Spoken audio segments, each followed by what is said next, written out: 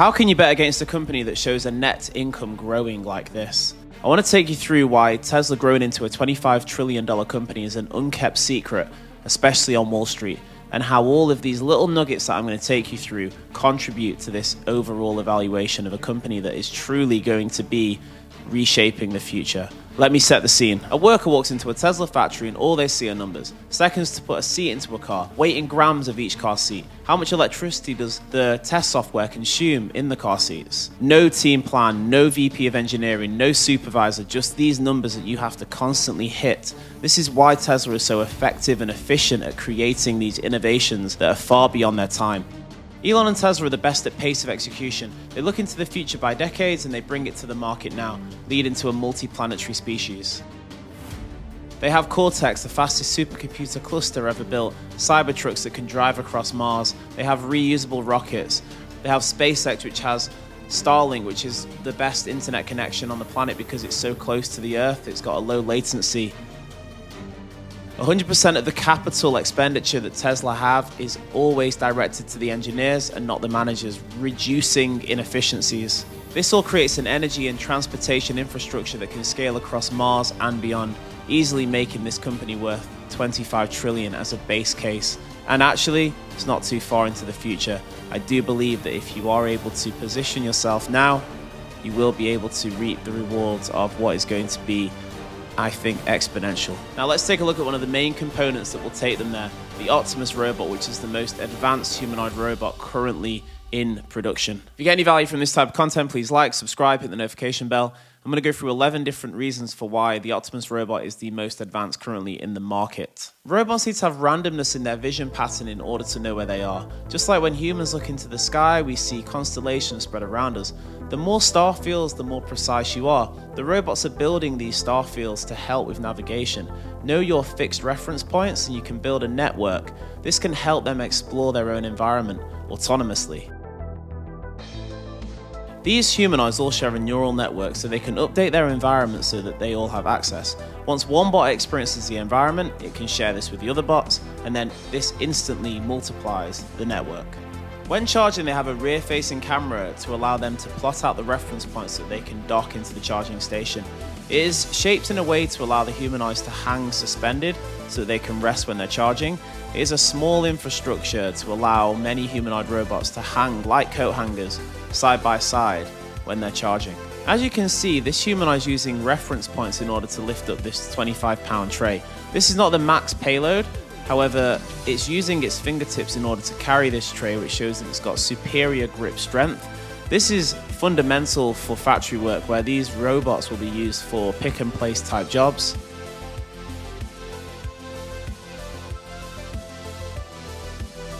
It's incredible how it can interact with unsafe behavior using just gestures. It knew exactly how long to hold on to the object when it was interacting with the humans, so it didn't hold on too long, so it didn't pull or fall and then it loses its balance. This is astounding levels of inference that it's using to be able to time this interaction with a sentient being. I find that absolutely fascinating. It's got the most advanced AI brain.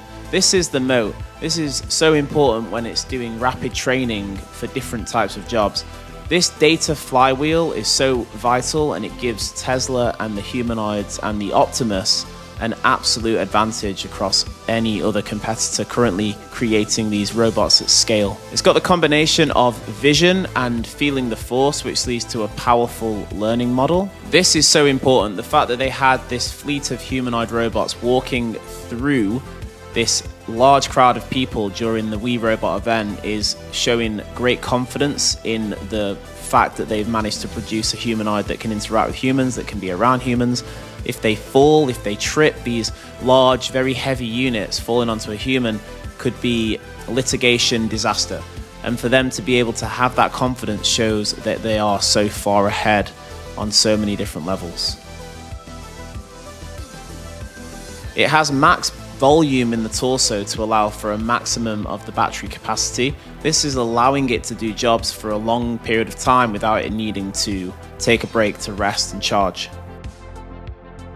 These humanoids have access to the largest autonomous supercluster called Cortex, which is also using X data feeds in order to allow these Optimus robots to learn what's happening in real time from a ridiculous amount of different sources, a variety of true sources as well.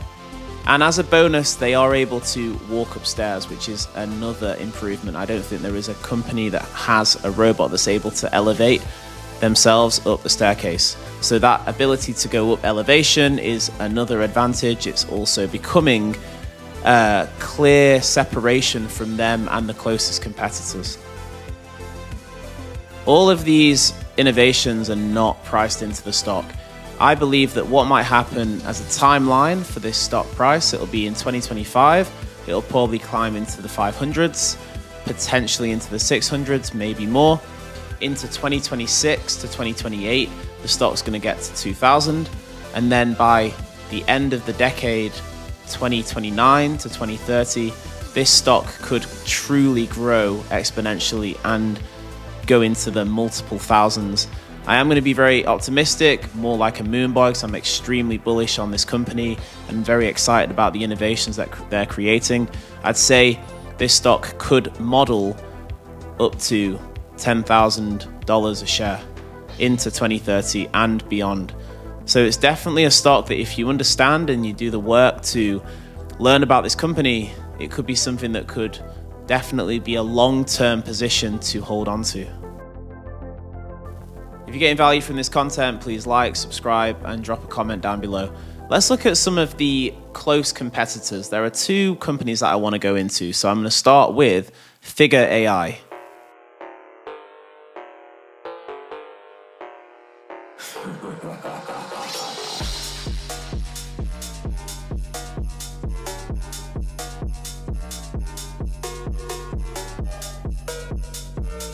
Figure AI are interesting, but where is their cortex, their brain? How can they train this robot at scale? They've not got the manufacturing expertise to scale at a large level like Tesla. Hardware is going to be commoditized. And the next competitor, and this is a very recent video that they released, Boston Dynamics, and they have got an extremely unique design, especially in the wrist. Let's have a look at this one. Great posture, entire body connector sequences motion is great. Great balance with the torso and the squat. Very useful work in a factory, not difficult. Turn around in the opposite direction as upper body and lower body have a rotation movement. Three-fingered grip, good for large flat structures, sheets and covers, but there are limitations for other objects. Ability to train and error movement strategies aren't quite in place. The changes, hand design, 11 degrees of freedom isn't good enough. Special purpose bots just for the factory and are not a C3PO type of bring home and feel comfortable having it in your house. Can't go upstairs. Battery time may be lower as the degree of freedom lost when you add the rotating movement to the torso reduces the battery size. If you managed to get some value from this video so far, like, subscribe, leave a comment down below, and hit the notification bell. Could it be relevant? I think that with this particular innovation when it comes to Optimus robots, it could have so many use cases. There are certain jobs which are dangerous. For example, hazardous jobs where you're working on logging fields where there's very heavy equipment, trees fall, there's a lot of deaths in these particular jobs. You've got miners, cave explosions where people get locked into the cave. You've got recycling and trash workers where there's hazardous equipment that they have to work with and waste and different chemicals that they are exposed to. You've got bomb defusal teams who could be replaced with these humanoid robots who are able to learn immediately, scan the bomb and be able to work out what circuits need to be cut. It could also be an advantage when you want to reduce your home insurance, as you'll have this humanoid robot that is a C3PO friendly design that you can have in your house, and it's just like having a neighborhood watch on steroids, constantly monitoring the house to make sure that when you go on those long holidays, there's no one there to take anything and come into your house and steal things. The fact that there is competition isn't a worrying part because there is going to be so many use cases.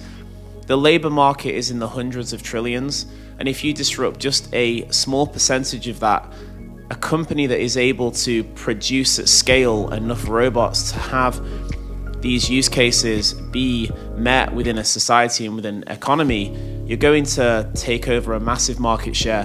But there is going to be space for so many other companies and so many different designs and different types of robots that are just built for specific use cases within factories, within monitoring warehouses. You can have security dogs that look extremely Orwellian and utopian, but at the same time, they could be very useful just as a constant monitor of your security system. I would say that Musk is someone who constantly innovates. So actually, when you think about this stock climbing into the higher evaluation and market cap of 10 to 25 trillion, he'll use this money to plan more adventurous trips beyond the stars. He's always going to be looking to create more. He's always going to be looking to go further and stretch. So therefore, the stock may actually go through some turmoil in just the fact that there'll be this realization that actually this money that's been made in the growth of this company is going to be used to further innovate, just because this is one of the most creative and ambitious and hardworking entrepreneurs that's ever lived. I don't know what more to say. I'd say that the companies that have currently managed to design a robot that's extremely versatile and well balanced and has the dexterity and has the rotation and the battery capacity and the volume, there's not the same ability to scale. And you have got this Tesla advantage where they build these factories in order to scale the product. The factory is the product, and the product is built through the fact that they've vertically integrated their manufacturing process. I hope that you've got some value from this video. If you have and you've made it this far, leave a comment down below so I know who you are. I genuinely have so much time to read all of them, so if you do leave something, I will reply. Thank you for watching. I'll see you in the next one.